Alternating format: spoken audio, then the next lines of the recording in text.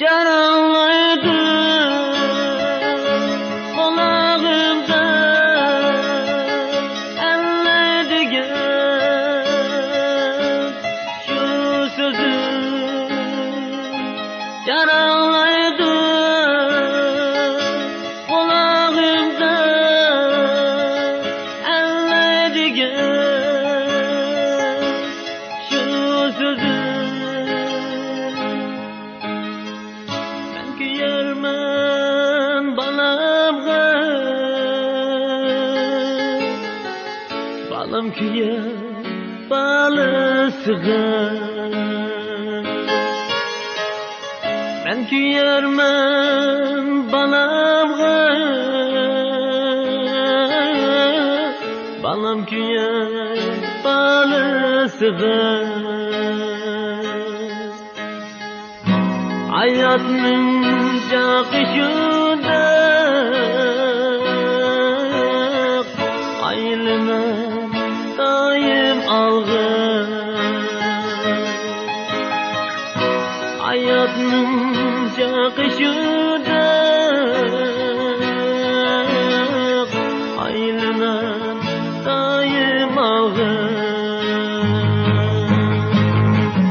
yaşın ana ben başlığımı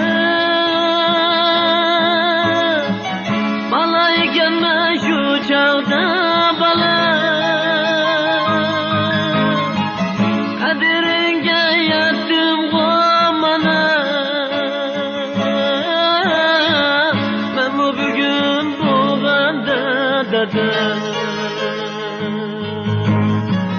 kaderine yattım komana ben bu bugün bu bende dedim.